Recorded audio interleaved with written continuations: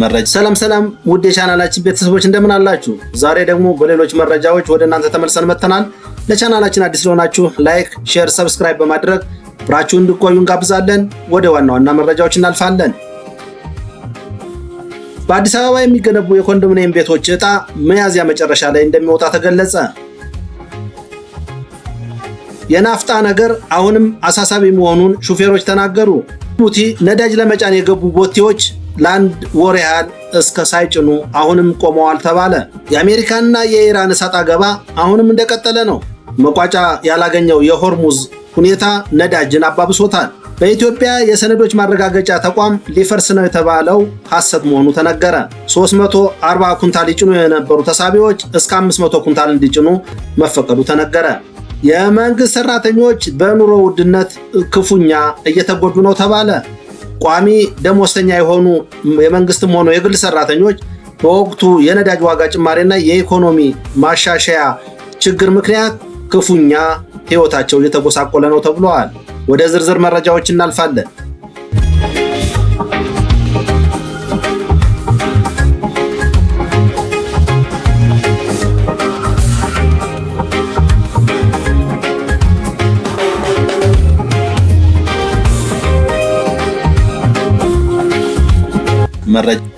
በአዲስ አበባ እየተገነባ ያለው የኮንዶሚኒየም ቤቶች ልማት ወደ ዕጣ ለማስተላለፍ ሂደት መጀመሩ ተገለጸ።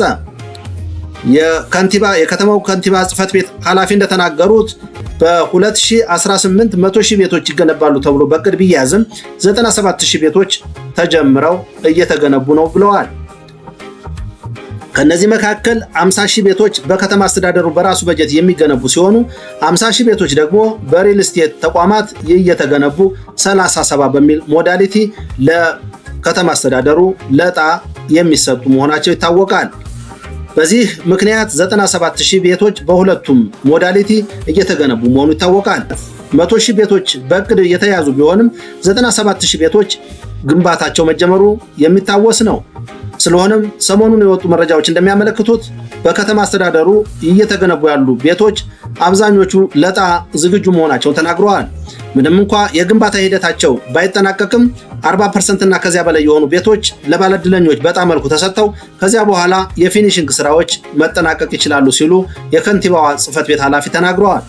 በዚህ መሰረት በ2018 በጀት ዓመት በሚያዝያ ወር መጨረሻ 58,000 ቤቶች ይተላለፋሉ ተብሏል። ከዚህ መካከል የ1997,000 ተመዝጋቢዎች ቅድሚያ የሚሰጣቸው ሲሆን ሌሎች የ2005 ተመዝጋቢዎችም የዕድሉ ተቋዳሽ እንደሚሆኑ ተነግሯል።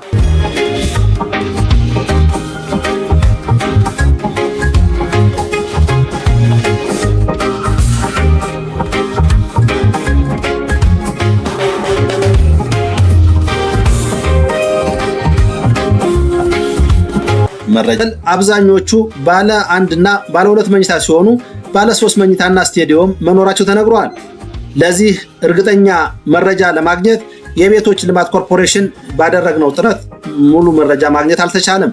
ነገር ግን ባለሙያዎች ባገኘነው መረጃ መሰረት እስከ 60,000 ቤቶች ለ2018 ሚያዝያ መጨረሻ ላይ ለዕጣ ብቁ መሆናቸው ተነግሯል።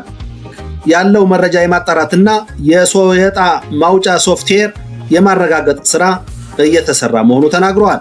በዚህም እንግዲህ ሚያዝያ መጨረሻ ላይ 60,000 ቤቶች አካባቢ ከ40% እና ከዚያ በላይ አፈጻጸም ያላቸው ዕጣ ሊወጣላቸው እንደሚችል ጠቁመዋል። የከንቲባ ጽሕፈት ቤት ኃላፊ እንደተናገሩት በዕጣ የሚወጡት ሁሉም ተጠናቀዋል ባንልም የተወሰኑት መሰረተ ልማታቸው ተጠናቀዋል፣ የተወሰኑ ኮንዶሚኒየም ቤቶች ደግሞ ግንባታቸው ሙሉ በሙሉ የተጠናቀቃለ ብለዋል። አብዛኞቹ ግን 60 እና ከዚያ በላይ % አፈጻጸማቸውን ያሳያሉ። ዕጣ ከወጣ በኋላ የፊኒሽንግ ስራዎችን እናጠናቅቃለን ሲሉ ተናግረዋል።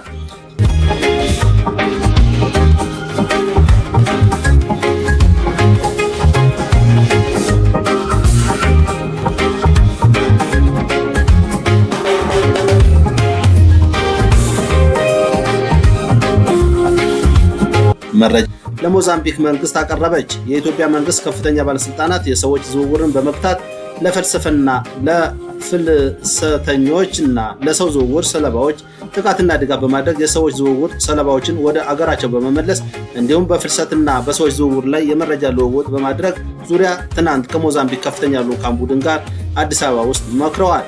ሁለቱ ወገኖች የሰዎች ዝውውር ወንጀልን ለመከላከል ትብብራቸውን ለማጠናከርና የተሰሙ ሌሎች ጉዳዮችን በቴክኒካል ደረጃ ለመፍታት ውይይቶች መቀጠላቸው ተነግረዋል። በርካታ ኢትዮጵያውያን በሰዎች አዘዋዋሪዎች አማካኝነት በሞዛምቢክ በኩል ወደ ደቡብ አፍሪካ እንደሚጓዙ ተገልጿል።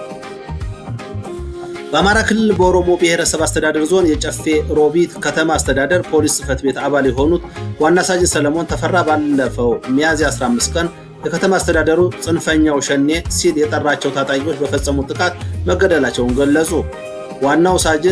ዋና ሳጅን ሰለሞን በታጣቂዎች ጥቃት የተገደሉት በሕግ ማስከበር ስራ ላይ ያሉ መሆኑን የከተማ አስተዳደሩ በማህበራዊ ትስስር ገጹ ባሰራጨው መረጃ ታውቋል። ዋና ሳጅን ሰለሞን በፖሊስነት ሙያ ለ20 ዓመታት ህዝባቸውን በማታማኝነት ሲያገለግሉ ቆይተዋል ያለው አስተዳደሩ ሟች ከቀበሌ የፖሊስ አባልነት ጀምሮ ህይወታቸው እስካለፈበት ቀን ድረስ በተለያዩ እርከኖች በሙያቸው ለህዝብ አገልግለዋል ብለዋል። ይህ በአማራ ክልል የሚካሄደው የወንድማማቾች ጦርነት አሁንም መቀጠሉን ማሳያ ነው ተብሏል።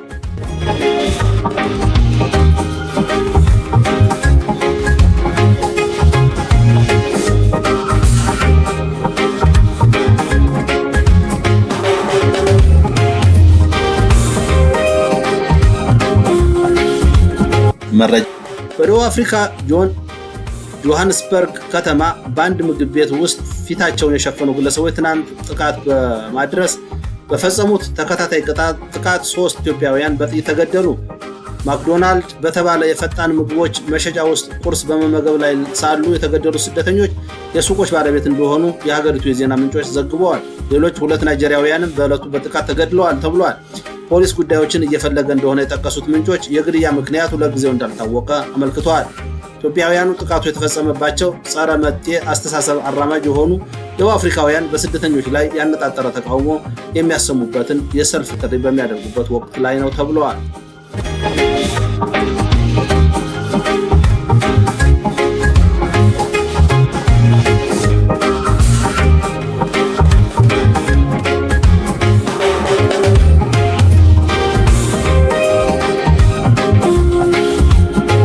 ይህ እንዳለ መንግስት ስደትን እያበረታታ መሆኑ ተሰማ።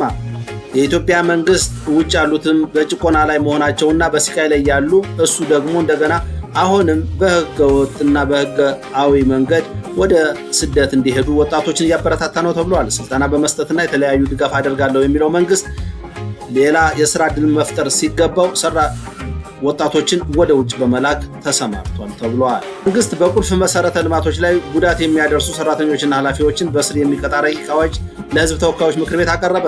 ረቂቅ አዋጁ የቁልፍ መሰረተ ልማት አገልግሎትን ያቋረጠ፣ ያስተጓጎለ ወይም የአገልግሎቱን ታማኝነት ሆን ብሎ ያሳጣ ኃላፊ ወይም ሰራተኛ ከ7 እስከ 10 ዓመት በሚደርስ ጽኑ እስራት እንዲቀጣ ተደንግጓል። በሳይበር ደህንነት ላይ የሚሰሩ ኃላፊ ወይም ሰራተኛ ሆን ብሎ አስገዳጅ የሳይበር ደህንነት መዋቅሮችን በወቅቱ ካልተገበረ እና የሳይበር ጥቃቶችን ለብሔራዊ እድገት ድንገተኛ የኮምፒውተር አደጋ ምላሽ መስጫ ማዕከል በ48 ሰዓታት ውስጥ ካላሳወቀ እስከ 1 ዓመት በሚደርስ ቀላል እስራት እንደሚቀጣም በረቂቁ ላይ ሰፍረዋል። የኢንፎርሜሽንና ኮሚኒኬሽን፣ የፋይናንስ፣ የጸጥታ፣ ደህንነት፣ የውሃና ኤነርጂ፣ የትምህርት፣ የጤና፣ የትራንስፖርት፣ ግብርና፣ ንግድና ኢንዱስትሪ እንዲሁም የአደጋ መከላከል አገልግሎት ቁልፍ መሰረተ ልማቶች እንደሆኑ አዋጁ ዘርዝሯል። ምክር ቤቱ ዛሬ ረቂቅ አዋጁን ጉዳዩ ወደሚመለከተው ቋሚ ኮሚቴ መምራቱ ተሰምተዋል። የተባበሩት አረብ ኤሚሬቶች ከነዳጅ አምራቾች ሀገራት ድርጅት አባልነት ከመጪው አርብ ጀምሮ እንደምትወጣ ዛሬ አስታወቀች።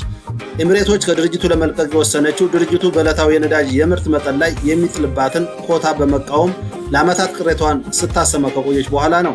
ኤሚሬቶች ከድርጅቱ መውጣት ሳዑዲ አረቢያ በግዙፍ ነዳጅ አምራችነት በድርጅቱ ውስጥ ዋነኛዋ ተዋናይ እንደሆነች ያስችላታል። ሆኖም ኤሚሬቶች ከድርጅቱ ከወጣች ለዓለም ገበያ የምታቀርበውን የነዳጅ መጠን በከፍተኛ ደረጃ በማሳደግ የዓለም የነዳጅ ዋጋ እንዲቀንስ አስተዋጽኦ ልታደርግ እንደምትችል ተገምቷል። ሩሲያን ጨምሮ በአባልነት ያካተተው ድርጅቱ የዓለም 40% የነዳጅ አቅርቦት ይቆጣጠራል ተብሏል። በዛሬው ዕለት የአንድ በርሜል ድፍድፍ ነዳጅ ዋጋ $111 ገደማ እየተሸጠ መሆኑም ተሰምቷል። የአዲስ ኢንተርናሽናል ፊልም ፌስቲቫል ከሚያዝያ 21 እስከ ሚያዝያ 25 ይካሄዳል ተባለ። ከ20 በላይ ፊልሞች በ4 የተለያዩ የፊልም ማሳያዎች ለታዳጊዎች ይቀርባሉ ተብሏል።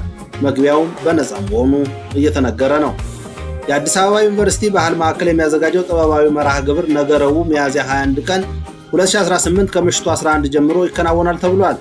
ታዲያስ ሰይፉ በሚል መጠሪያ በተሰናዳው በዚህ መርሃ ግብር ላይ ሰይፉ ፋንታሁን የክብር እንግዳ በመሆን እንደሚቀርብ ማዕከሉ አስታውቋል።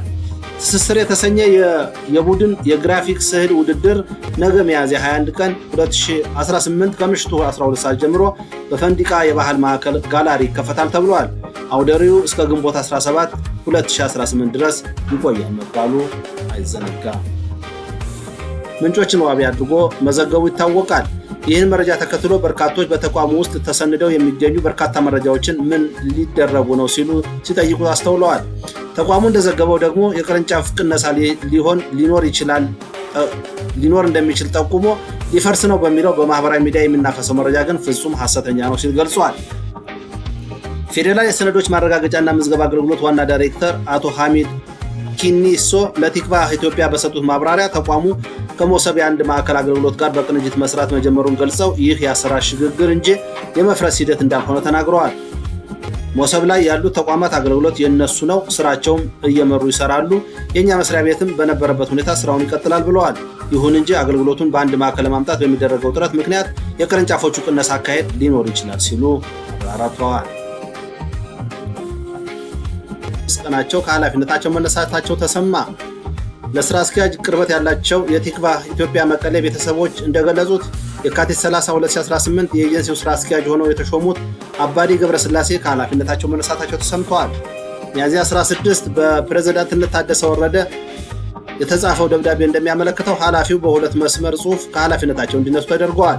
ኃላፊው በተሾሙ በ45 ቀናት ውስጥ ለምን ከኃላፊነት እንደተነሱ በደብዳቤው በግልጽ ባይቀመጥም ስራ አስኪያጁ ወደ ህወሓት በማዳላት የጊዜያዊ አስተዳደሩ ስራ አደናቅፈዋል በሚል መሆኑ ተነግሯል።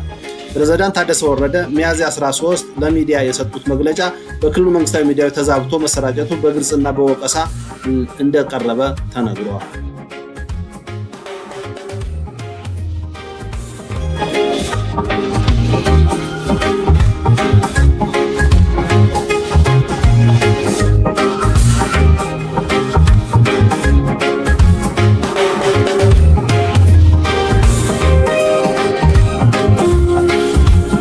መረጃ የሀገሪቱ ክልሎች እየታየ ያለው ነዳጅ ወይም ናፍጣ መጥፋት በዜጎች የዕለት ከዕለት ኑሮ ላይ እያሳደረ ያለው ጫና ከፍተኛ መሆኑ ተሰማ። በተለይ ነዳጅ አሁንም በህገወጥ መንገድ በውድ ዋጋ እየተሸጠ ነው። የፌዴራል ፖሊስ፣ የክልሎች ፖሊሶች፣ ደንብ ማስከበር እንዲሁም ትራፊክ ፖሊሶች በህብረት በመሆን የሾፌሮችን ገንዘብ እየመዘበሩ መሆኑ ተነግሯል። ነዳጅ እጥረቱ እንዳለ ሆኖ ህገወጥ ንግዱ ደግሞ ተጧጡፏል ተብሏል። ተሰልፈው የሚቀዱን ተሽከርካሪዎች ከጀርባ ሄደው አውርደው በከፍተኛ ዋጋ ይሸጡታል። ይሄም ሌላው ጉዳይ ነው ተብሏል። ትራንስፖርትና ሸቀጦች ዋጋ ንሯል። አሁንም ሌላ መፍትሄ ያስፈልጋል ሲሉ ብዙዎች እያማረሩ ነው። በአንዳንድ አካባቢዎች 30 ሊትር ናፍጣ እስከ 27,000 ብር እየተሸጠ እንደሚገኝ የቲክቫህ ቤተሰቦች ገልጸዋል። ይህ ሁኔታ ቀደም ሲል አጭር ርቀት 150 ብር የነበረው የትራንስፖርት ታሪፍ ከ500 ብር በላይ እያሻቀበ መሆኑ ተነግሯል። የመንግስት አካሄድ ህብረተሰቡ ላይ ሌላ ጫና እየፈጠረ ነው ተብሏል። በተለይ ቋሚ ገቢ ያለው ደሞዝተኛው ማህበረሰብ የቤት ኪራይ፣ የምግብ ወጪና የልጆች የትምህርት ቤት ክፍያ መሸከም ከብዶት አሳሳቢ ደረጃ ላይ ደርሷል ተብሏል። የነዳጅ እጥረትና የጥቁር ገበያ መስፋፋቱ በሰንሰለት ሁሉንም የንግድ ዘርፎች እየነካ ነው ተብሏል። በተጨማሪ አዲስ አበባ ላይ አሁንም የነዳጅ ችግሩ እንዳለ ሆኖ ናፍጣ ለማግኘት 4 ቀን ድረስ ውጭ እየታደረ ነው። እንደዚያም ሆኖ አልቋል እየተባለም የሚመለሱ እንዳሉ ተዘግቧል። ለዚህ ደግሞ የመንግስት ተቋም አካላት በተለይ ፖሊሶች አካባቢ ከደላሎች ጋር በመመሳጠር የተለያዩ ችግሮችን እየተፈጠሩ እንደሆነ ተነግሯል። ብንሰለፍም ነዳጅ መጫን አልቻልንም፣ ለከፍተኛ የጤና ችግር፣ ለኢኮኖሚያዊ ቀውስ እየተዳረግን ነው ሲሉ ጅቡቲ የተሰለፉ የቦቴ አሽከርካሪዎች ተናገሩ። በጅቡቲ የሚገኙ ነዳጅ ጫኝ ቦቴ አሽከርካሪዎች ነዳጅ ለመጫን ለወራት ተሰልፈን ብንቆይም ነዳጅ መጫን አልቻልንም፣ በዚህም ምክንያት ለክፉ ማህበራዊና ኢኮኖሚያዊ ቀውስ ተዳርገናል ሲሉ ተናግረዋል። ትጭናላችሁ ብለው ወደ ጅቡቲ እንደሚልኳቸው የሚናገሩት አሽከርካሪዎች ጅቡቲ ከደረሱ በኋላ ግን በ2 እና 3 የተለያዩ ቦታዎች ተከማችተው እንደሚገኙ ተናግረዋል። አሽከርካሪዎች እንደሚሉት ለቀናት ተጉዘው ወደ ጅቡቲ ቢደርሱም እስካሁን በግልጽ በማያውቁት ምክንያት ነዳጅ መጫን እንዳልቻሉ አብራርተዋል። የተሰለፉ ቦቴዎች ብዛትና የቆይታቸው ጊዜ ባይታወቅም የተለያዩ አሽከርካሪዎች በሰጡት መረጃ ድሬዳዋ መገንጠያ ጨምሮ በ3 የተለያዩ ቦታዎች ተከማችተው እንደሚገኙና በአንድ ቦታ ብቻ በሺዎች የሚቆጠሩ ቦቴዎች እንደቆሙ ተገልጿል። ይህ ቃለመጠይቅ በተደረገላቸው ወቅት በበረሃ የጅቡቲ አካባቢ ውስጥ ከ1 እስከ 3 ወራት ለሚጠጉ ጊዜያት ሌትና ቀን ቆመው መቆየታቸውን አስረድተዋል። ነዳጅ ላለመጫናቸው ምናልባትም የመካከለኛው ምስራቅ ጦርነት በዓለም አቀፍ የነዳጅ አቅርቦት ላይ ያሳደረው ጫና ይሆናል በሚል ብዙዎች ይህንን ግምት እየተናገሩ ነው።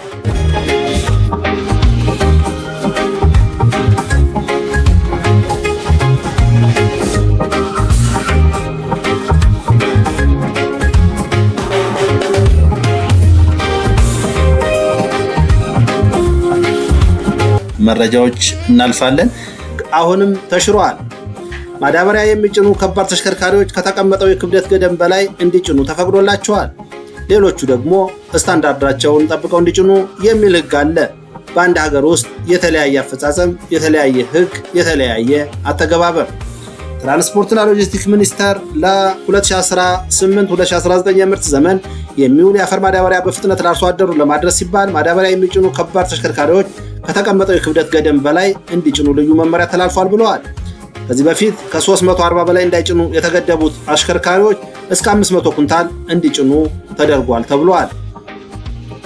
በትራንስፖርትና ሎጂስቲክስ ሚኒስቴር ባገኘነው መረጃ መሰረት እስከ ዛሬ ጠዋት ባለው መረጃ ወደ ሀገር ውስጥ 1,223,406 ሜትሪክ ቶን ማዳበሪያ ተጓጉዞ ገብቷል ተብሏል።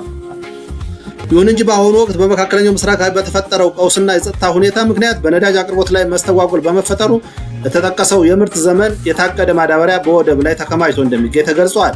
ይህንን በወደብ ላይ የተከማቸ ማዳበሪያ በአጭር ጊዜ ውስጥ በማጓጓዝ ለአርሶ አደሩ ለማድረስ እንዲቻል ማዳበሪያ የሚጭኑ ተሽከርካሪዎች ከተፈቀደው የክብደት መጠን በላይ ጭነው እንዲንቀሳቀሱ ተፈቅዶላቸዋል። ትራንስፖርትና ሎጂስቲክስ ሚኒስቴር ዴኤታ አቶ ዴንጎ ቦሩ እንደተናገሩት ለአሁኑ የተለየ የሚባል ክምችት ወደብ ላይ ባይኖርም ከሰሞኑ አንድ መርከብ ወደብ ላይ ትደርሳለች ብለዋል። ሚኒስትሩ አያይዘው ባስተላለፉት መልእክት ሆርሙዝ በመዘጋት በተፈጠረ የነዳጅ አቅርቦት መስተጓጎሎች ስላሉ የመጣውንና ቀጣይ የሚመጣውን ቶሎ ለማንሳት ለአርሶ አደሩ በፍጥነት ለማድረስ ሲባል ይህ መመሪያ ተሽሯል ብለዋል። ጥበቃ ሁኔታ ማቋረጫ ውሳኔ በፍርድ ቤት ታገዱ። በአሜሪካ የሚገኙ ኢትዮጵያውያንን የሚመለከቱ የትራምፕ ውሳኔዎች በፍርድ ቤት መታገዳቸው እፎይታን ሰጥቷል። የፕሬዝዳንት ዶናልድ ትራምፕ አስተዳደር በኢትዮጵያውያን ላይ ጥሎት የነበረው የቪዛ እገዳና የጊዜያዊ ጥበቃ ሁኔታ ማቋረጫ ውሳኔ በፌዴራል ፍርድ ቤት መታገዱ ተሰምቷል። ፍርድ ቤቱ የኢሚግሬሽን መስሪያ ቤቱ በአመላካይ ዜግነት ላይ ብቻ ተመስርቶ ፋይሎችን አግዶ ማቆየት ሕገወጥ ነው ሲል ብይን ሰጥቷል። ይህ ውሳኔ ከኢትዮጵያ፣ ከኤርትራ ለሚመጡ ዜጎች የቆመ የሥራ ፍቃድና የቋሚ ነዋሪነት ወይም ግሪን ካርድ ሂደት በአስቸኳይ እንዲቀጥል በር ከፍቷል ተብሏል። የትራምፕ አስተዳደር ከጥር 2026 ጀምሮ በ75 ሀገራት ላይ የጣለው ይህ እገዳ ለብሔራዊ ደህንነት ሲባል የተደረገ መሆኑን ቢገልጽም ፍርድ ቤቱ ግን አስፈጻሚ አካላት ከሕግ በላይ መሆን እንደሌለባቸው ተረጋግጧል። በዚህ ምክንያት በአሜሪካ የሚገኙ በሺዎች የሚቆጠሩ ኢትዮጵያውያን የመባረር ስጋት ሳይኖርባቸው ሕጋዊ መብታቸውን እንዲያስከብሩ እድል ተፈጥሮላቸዋል ተብለዋል። ውድ የቻናላችን ቤተሰቦች የዛሬ የዕለቱ መረጃችን ይህን ይመስል ነበረ።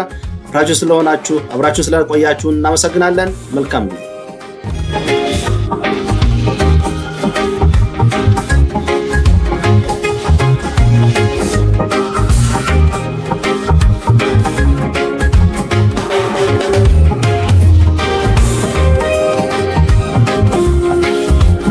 መረጃ